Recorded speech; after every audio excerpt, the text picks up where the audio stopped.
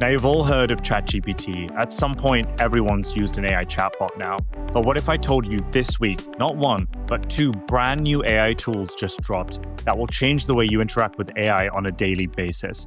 The first was released by OpenAI called Group Chats, which, in my opinion, is going to kill iMessage. It's going to change text and group messaging forever. And the second is called Nano Banana Pro, released by none other than Google themselves, their new text-to-image generation model powered by the almighty and all-powerful Gemini Pro 3. There's so much to unpack with these tools, so I want to get right into it. But Josh, I haven't seen you in a while. For context of the listeners, Josh and I have been traveling this entire week, so I haven't caught up with Josh. Josh, what's been going on? I've had a really, really good week, huge week in my life, very exciting times. I think it's probably time to share with the audience kind of like what's been going on more behind the scenes in my personal life, if that's cool with you. I shared a few photos, but if you don't mind us walking through them. Okay. Yeah. Yeah. So, married this weekend, which was really exciting. Yeah, I'm not sure if you knew that I am friends with quite a few celebrities, Beyonce, Tom Cruise, Josh, what all the the big hell? ones. Yeah. Is that Kendall Jenner? Are you going to congratulate me or are you just going to stare? Wait, dude, Take your jaw off the ground, okay? Hang on. Wait, dude, I'm just looking through these pics. What? There's another one, down the aisle. Okay. It's a very beautiful wedding. Okay. Very grateful to have people like Beyonce around with me, Leo DiCaprio, all the homies. Oh, you're skipping too far ahead, man. This is the after party. I mean, the after party was great. It was in good company. We had Elon, Sundar, Tim Cook, all of the homies. They were all just kind of hanging out afterwards, talking shop, talking about the future of AI. And then honeymoon afterwards, which was pretty eventful. I really enjoyed that. Yeah, went to the beach. Where were you? Had a good time. Undisclosed location. When you roll with high people like that, you can't really talk about what you were doing. But also, just kidding. This is all AI because there's the photo with Elon as well. And this is just like, so while we were preparing for this episode, I was like, well, let's just try to use Nano Banana and come up with some dumb, funny stuff. And it works so well. This is a fully AI generated version. Granted, they gave Elon probably a couple more packs on his gut than he really has in person. But it looks great. And it's a testament to not to scale. It's a testament to how amazing these new AI image generation models are. They are fantastic. This is the official announcement release from Sundar. Nano Banana Pro is out. The images you just saw earlier, those are all done with a single prompt in Nano Banana. We mentioned it in the roundup last week, but I figured it would be good to have an episode about this and the group chats because there's a lot more than I think we spoke about. And as I've used it more, I've started to learn a lot more about the capabilities. And it is blowing my mind across the spectrum. One of the things that's unique to the new model is that it's really good at understanding diagrams for some reason. Diagrams is the hot new use case. So we have a lot of examples that we could walk through. One of them is with Notebook LM. This is Google's AI tool that integrates with Nano Banana. And it shows an infographic to a book. So this is an author who posted this. And the author has a story that he tells through the book. So what Notebook does, it ingests the content of the book, turns it into a visual graphic, and then plots all of the plot, like the plot elements and the characters and the context all onto a map. So you could kind of see how the book is visually. And yeah, you could keep scrolling through these examples. And if you're not listening, I highly suggest going to Spotify or YouTube, watching this because the examples are pretty incredible. These are cool. Yeah. Ijaz, have you had a chance to play around with this at all? The new model? I actually haven't. So this dropped 3 days ago now, Josh? Very recently. So I haven't been able to get around to it. But I have to say, I'm comparing this. My other checkpoint was with Nano Banana version 1. And this is just so much better. I mean, the fidelity on these things, the intricacies of these diagrams. I wish I had these. The where my mind jumps right now is I wish I had these back at school or like high school or college. Yeah. Because this would help me learn things in so many different ways. This is awesome. Wow. Oh, it's cool. And if you have a book that you like, you can just upload the book and it will create a full visual diagram, plot line, the whole thing of the book. And it doesn't stop there. There's an example that I saw that I loved, which was for LinkedIn, people who are looking for jobs, people who want to kind of show their career path.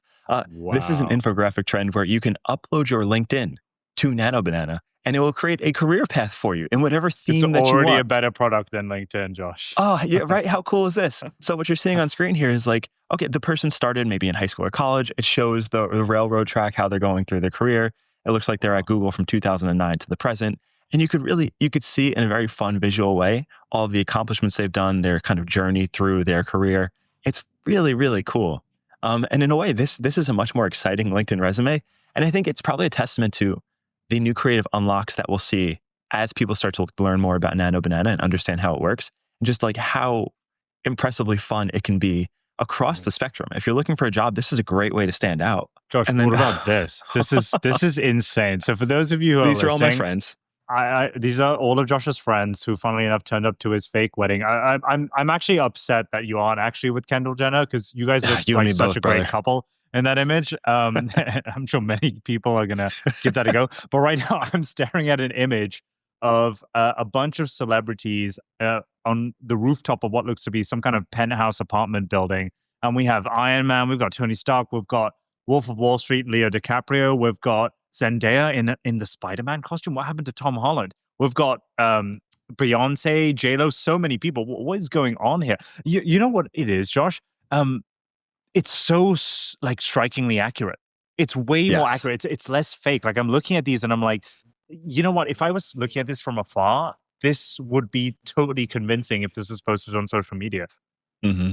And this is a one-shot prompt too. This was one prompt. It didn't even list the celebrities. It just asked for celebrities, and it gave them all of these.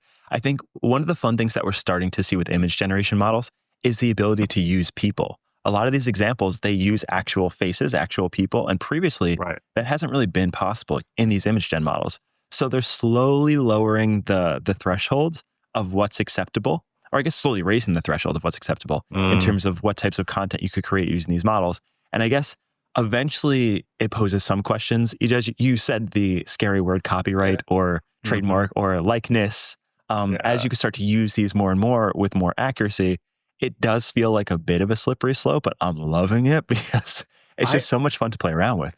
So if you remember when Sora 2, which is OpenAI's text to video app, so it's like TikTok but AI generated videos, when it first launched, it was using celebrity media to create a bunch of cameos. Do you remember this? I was looking at Jake Paul, I was looking at Tom Cruise, I was looking at a bunch of these celebrities that we're looking on our screen right now in a video with me or with my friends. And I was like, whoa, this is strikingly realistic. This is super cool. But eventually they started disabling a bunch of the abilities to cameo with those celebrities because of the copyright things. I'm now wondering how Google is able to kind of pull this off, right? Because I can imagine that some of these celebrities in this picture will be fine with doing that, but other celebrities probably would hate that. So I'm curious how they're going to tread that line as to what's legal and what's illegal here. I really hope they keep their foot on the gas because I'm enjoying this. But Ijaz, you also mentioned education, learning as ways to learn. There are tons of educational tools here. This one being one of my favorites. The post says, until a few hours ago, creating this kind of scientific image would have required at least an hour of professional work. Now, with Nano Banana Pro, it takes a simple prompt and less than 30 seconds. The prompt was describe in an illustration the events for a cytotoxic T cell recognizing and killing a cancer cell. And it created this beautiful graphic that very clearly shows how a cell can kill a cancer cell. And I think it's just this really big unlock where, particularly if you're a visual learner, you could ask the model to describe to you basically anything you want, and it can create these educational visual graphics that used to be only available to people in textbooks and limited in scope to whatever the textbook was talking about. This, on the other hand, does not. It's fully open-ended. And yeah, this is another example here. So on the screen, we're seeing this kind of diagram that shows a horse's mouth and the teeth. And apparently, this is what I just learned today, is that you can determine a horse's age by its teeth. And in a single prompt, it was able to generate a visual guide that shows you on a spectrum how old a horse would be based on what the teeth look like. And I find this so fascinating and so useful because if there's anything you ever want to learn about, not only can you do it, but you can get a completely high fidelity, high accuracy visual graphic on anything and then share that with the world. So I imagine like marketplaces for this could hopefully show up where textbooks now are much more accessible, visual graphics are much more accessible, art in general is much more accessible, but just learning and being able to have this visual companion tool is so cool. So Nano Banana Pro, again, this is just like the onion that keeps getting peeled back. There are so many layers to what it's capable of. And as we go, we'll just continue to find more. And I'm loving playing around with it. Yeah, I mean, being such a visual learner myself, I could have really used and will continue to use something like this going forwards when I learn any brand new concept. Like if I go back to the tweet where it's like showing how this T cell kills a cancer cell, I've read so many paragraphs in my grade school literature books, science books, explaining how this works. But if I had this kind of like clear, succinct image for every single concept that I didn't understand, I would probably have done a lot better. So this is super cool. I'm excited about how this kind of like changes performance for kids growing up with AI. It's kind of weird to think that like now Any kid being born today will not know what it was like to grow up without having AI as a tool to kind of help them learn things. So this is like really game changing stuff. You may not see it immediately in front of you on TikTok or on social media, but you will see it in the realms of education, kind of work progress, and kind of like building each other's careers up, to reference Mhm. the example that you used earlier on, in their lives. So this is super cool. Josh, how do I get access to something like this? I'm seeing, Google AI Ultra subscribers get access, but is that all? Are there other ways to do this? So if you're a pro subscriber, you get access to it for $20 a month. And what Yeah. we're seeing here on this post actually is the next extension of Nano Banana Pro. Because if you're an Ultra subscriber and you use the Google Flow Studio, you can actually turn these images into videos. And all of the fun Oh, images that we just saw created earlier in the day. And if you scroll down a little bit, you can see you could generate actual movies with them. So none of this stuff that you're seeing wow. on screen is real. It was all generated with an image, and then the image was animated. So if you want to do, like if I wanted to walk down the aisle per se, I can generate the aisle image and then have myself walk down the aisle or go swimming in the ocean or whatever it may be, because again, it has all of the image physics, real world simulation stuff. And I think what we're seeing is this natural progression between image generation to video generation to 3D modeling to like virtual worlds. And it very much feels like there's a clear trend here. And that's Nano Banana. There's so much fun to be had there. You can make some images, you can animate the images, turn them into movies, graphics, videos, whatever you want. The options are limitless. And this really feels like one of the first times in the world of visuals. Oh yeah. They really I messed up my can't get face over there, this man. image, dude. They messed up your face. They messed up They your messed up the face. face. Everything else is nailed. They're Kendall, missing a feel, few abs on the bottom. They could have refined it a little bit more. I don't I know. think so. Listen, Kendall, if you're listening to this, I already know you're listening to this. You look beautiful. We're not hating on you. Feel free to reach out to the podcast if you want to feature on it. But Or yeah, you me guys if are you just looking want to good. call me. Yep. Get If you that want to too. make this Yeah. a reality, we're all about manifesting realities here.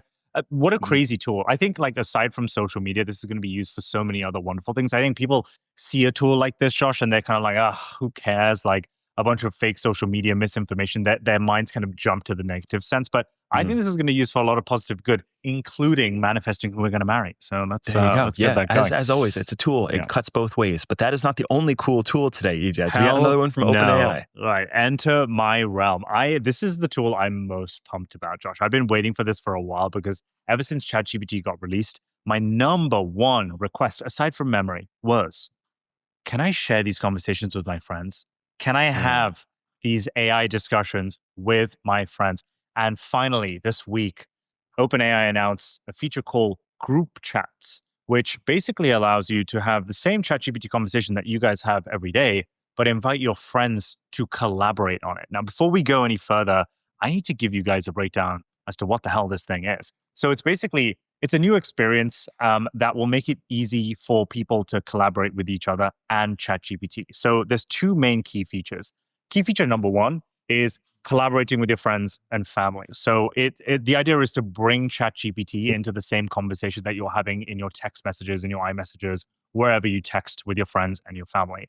So some examples of what you can do having ChatGPT in this message context would be things like planning trips. So let's say you're planning a weekend trip and you're talking to friends, you can create a group chat and add ChatGPT to it. And it kind of listens to everything that is said. It can kind of suggest destinations, kind of rule out other options, and stuff like that. But there are also other forms of stuff that you can do with it, Josh. One example is hands-on work, which honestly I could use or benefit a lot from this, which is projects like designing a backyard garden. I have a terrace that is currently unadorned with furniture. And I'm like, how the hell do I figure out what this looks like? I can just take a picture, put it in a group chat with my girlfriend, and I can discuss kind of like what kinds of furniture preferences we like, where we want to put furniture, what kind of size dimensions, where should we order it from, how long is it going to take, stuff like that. And AI can just kind of like I can outsource all of that to ChatGPT.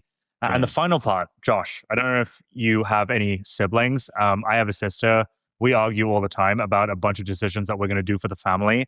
Group decisions. I can now add ChatGPT and prove to her that I'm right about most things here, right? But all jokes aside, I think this is a really cool feature in the sense that it's gonna help people in general be way more productive. And the way I kind of look at it is, rather than me kind of like having this siloed app that I use, that I speak and communicate with different people, and then going to ChatGPT to kind of fact check things, This should all be one thing completely. And so I'm all for this. And I think it's a really smart move from OpenAI because they're just going to get so much more data on everyone's behavioral habits, which is going to lead to just better products coming out of them. I mean, there's a reason why you and I keep using OpenAI products. It's because they've tied that bow on the product loop so well. And this is just another example. Oh, what a great growth hack. I really believe that Meta probably envies this strongly because they have the whole community, sure. They have the ecosystem. They just never paired them together. And what an amazing growth hack, because so much of the conversation that doesn't happen on social media, it happens in group chats. Group chats are the biggest way that people really communicate. And by integrating AI into that, it's such a powerful unlock. And for people who aren't familiar, previously, if you wanted to share a conversation that you had in ChatGPT with a friend, you had to share the whole conversation that you had, and then they could open it up and they can fork it and they could create their own conversation from it. But it wasn't a very collaborative thing. It was very one-sided, read-only. This bakes it into the entire process. So if you have friends who all have ChatGPT, because now there's probably 1 billion weekly active users. So my guess is at least a couple of them already have it. You just add them to the app. You guys can chat. You have the best assistant in the world. I assume there's going to be a world in which it can collect multiple email addresses, calendars, sync up events that you want to do, check when everyone's free without sharing when everyone's free, and create times that everyone can hang out. There's just this hugely powerful unlock that happens as group chats evolve in ChatGPT. And as I'm going through this, I'm like, okay, well, Meta should have done this. Apple should have done this. Google, I don't know if Google could have done it, but those are the top two. But it just leaves me like, man, this was low-hanging fruit. And again, like you said, Ijaz, another product with another viral loop that will get OpenAI and ChatGPT way more users, way more stickiness, just continuing to pile on the value into this app. Yeah, I couldn't agree more. They're just like that. They're hitting repeated home runs out the park. If you're wondering, how the hell do you get access to this? It's available to you right now. Free, pro, premium, whatever all the plans are, you have access to it.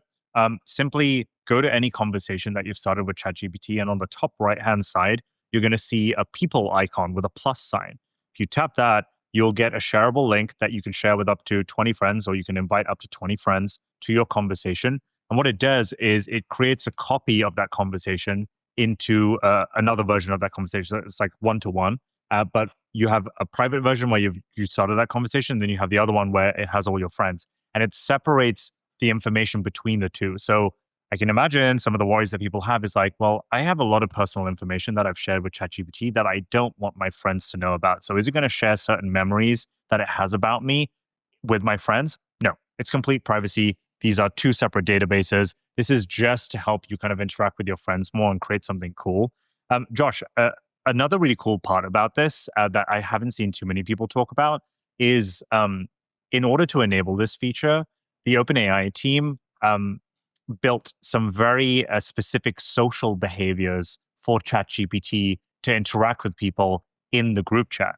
Interesting. So typically, I'll give you an example. So typically, it's been taught to just, kind of keep quiet, don't interrupt too much. It interrupts only when it thinks it can have a useful kind of suggestion or when it's kind of like prompted. So you can add ChatGPT in any kind of response that you have to your friends to kind of prompt it to say something. But otherwise, it might just kind of like butt in here and there. Another really cool thing, Josh, is that it emoji reacts to people's messages just like a real person would. So if it kind of agrees with you, but it doesn't necessarily want to be like, hey, Josh, that's a fantastic suggestion, just gives you a thumbs up. Or it might give you a winky face. I don't know, but it kind of interacts like a real human being. You can kind of tweak its personality depending, and it evolves with the group conversation. Let's say, it's a group chat with the boys and it's a bit more banterous, it'll kind of adjust to that. Versus if it's kind of like a more kind of like tame thing with the family, it'll adjust to that. It'll be more respectful. It also has access to your profile and your profile pictures. So let's say you want to say, hey guys, it's Christmas time. We're planning a big party. I can't wait for this, guys. I'm so excited. Christmas is my favorite holiday ever. You might wake up the next day with the Josh profile picture with a Santa Claus hat, or Ijaz wearing an elf costume. It has fun. It has this personable kind of like friend, but it's not really real kind of vibe going about it, which I thought was, again, to tie in the product loop, very good at kind of getting people to be at ease with AI and give up their information. Yeah, it's a lot of data too, man. Like the amount of extra personal data you'll collect on and everybody is massive. And you could start to create this network. Like they're starting to build an actual social network where you can get these nodes on a graph. You could see how they relate to each other, who talks to who, about what. I'm curious what role that played in the decision to actually make this a reality. Outside of the social flywheel, this is also a data collection flywheel, and it puts them in a really good spot. But I have to ask myself the question is, am I going to use this? Ijaz, are you going to use this? Like, is this actually strong enough to get you to leave? Okay, so here is my killer thesis behind this. And I specifically use the word killer here. If this plays out and it is a good enough product, right? I don't see why you wouldn't use this over something like iMessage or wherever you text with people. Because in my opinion, if I can speak to my friend, everyone, like you said, you've got almost probably 1 billion weekly active users of ChatGPT. A bunch of my friends already use it. I would rather have a text chat with them with an AI in there, which can verify links that are posted in there, which has an entire memory and context on our entire conversation. So it can bring up text that someone's mentioned in the past to prove a point or to kind of like share kind of knowledgeable information and just to be that better kind of like wise man in the group chat. Why wouldn't I use something like that? That sounds like a much better user experience than me typing random text and scrolling and searching for the names that I'm looking for, right? I think it's a much better experience. I think this eventually kills iMessage. Like, why wouldn't Apple be shaking right now? Yeah, iMessage, it's really so sticky. I really love iMessage. And we always talk about the moats that Apple has, one of them being the blue dots when you're texting people, the blue bubbles. They have a few moats, though, that are starting to fall. And this is slightly unrelated, but I wanted to bring it up this week, which is Android and Google's new rollout of AirDrop, which is weird because when I say AirDrop, so AirDrop, that's like the way Apple that you... It's the best feature in the world. If you have a file on one of your Apple devices and you want to get it to another one of either yours or a friend's Apple device, you can just AirDrop it. And using some magic wireless technology, it just shows up on their phone so long as you are in close proximity to them. And this is normally how, like, when we hang out, this is how we transfer photos. It's quick, it's high fidelity. It just transfers raw files, huge amounts of data.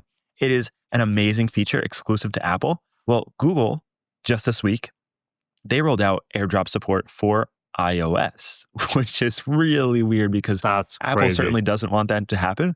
And it appears as if they reverse engineered Apple's AirDrop function and they figured out how to create a companion that is compatible with the Apple AirDrop functionality. And to me, this signals one of two things. One is that Apple's monopoly on these things that keep the ecosystem sticky is starting to fall. First, it was the rich text messaging where you could actually send Android users emojis and you could send photos in true resolution. Now it's an AirDrop feature that's getting emulated. If they can figure out how to AirDrop, maybe they can figure out how to emulate blue bubbles. And this comes against the backdrop of antitrust lawsuits that have been continuously happening of Apple's kind of restrictive ideologies and capabilities when it comes to keeping people locked into their platform. So Apple kind of has two options. One, they either lean into it and they just suck it up and they take that blow. I suspect that's not going to happen too, is that they're probably going to cut this off and say, no, you cannot do this. But in the case they do, well, then they get into antitrust trouble and you don't know what kind of rabbit hole that's going to go down. So there is this monopoly on Apple that's starting to be attacked pretty directly. And I wonder if that's going to further enhance the flywheel, the social effects of people wanting to use alternatives like ChatGPT's group chats or even like XAI. Ijaz, I don't know if you saw the new X chat feature that rolled out recently. They have chat. I did. They're one button away from rolling Grok into those, and you could create group chats. And like, there is going to be a lot of competition. And what we're finding is, Ijaz, we always talk about this, but AI is going to be everywhere. And if you could build a stack that meets people where they are and integrates AI faster and better than anybody else, and get those users locked in early, this is the race that's being played. And ChatGPT made a big move this week. It's true. And dropping group chats. So I don't know if I'm going to race to have a group chat, but we should spin one up and try it and play around with it and see how much we really like it. I'm down. I'm going to start one right after this episode. I was just thinking the counter argument would be like, I just don't see Apple sitting around and letting this happen to them, right? They signed that deal recently with Google to get their custom-made Gemini model made specifically for Apple into Siri and into their iOS, which means that we're going to have an Apple AI in Siri in sometime in 2026. And I can imagine that that's probably going to be available in the text feature as well. So I can't imagine Apple's going to sit around, but they are very much on the back foot right now. And it's not looking great when you have companies like XAI, Grok, and OpenAI with group chats kind of pushing aggressively into the social realm. Like this is the first time, if you think about it, like my interaction with ChatGPT has been very one-on-one, right? It's kind of very siloed.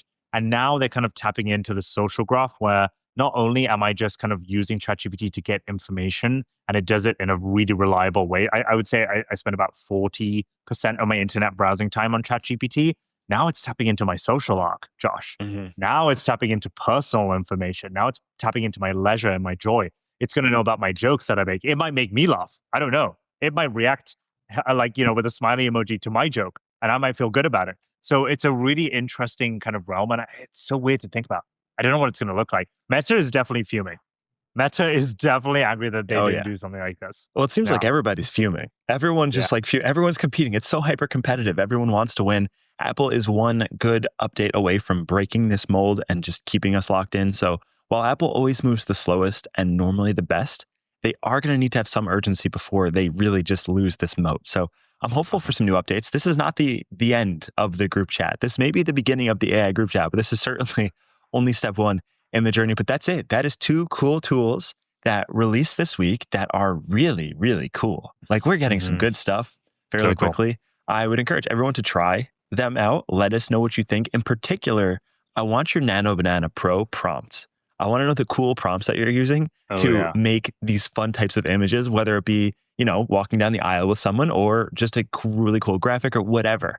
Because again, it's just creativity constraints. So if you could come up with a good prompt, let us know, share it with your friends, just like you're hopefully going to share this episode with them. And also don't forget to subscribe. If you do subscribe on YouTube, click the little bell icon too. If you haven't clicked the bell, it's very important. It notifies you when new videos go live. And who wouldn't want to know when new videos go live 3 times a week? So yeah, that's it. That's what we got. Go try them out, test it out, share with your friends. Don't forget to like, comment, subscribe, all of the great new stuff. And we will see you guys on the next episode. See you guys. Thanks for watching. Peace.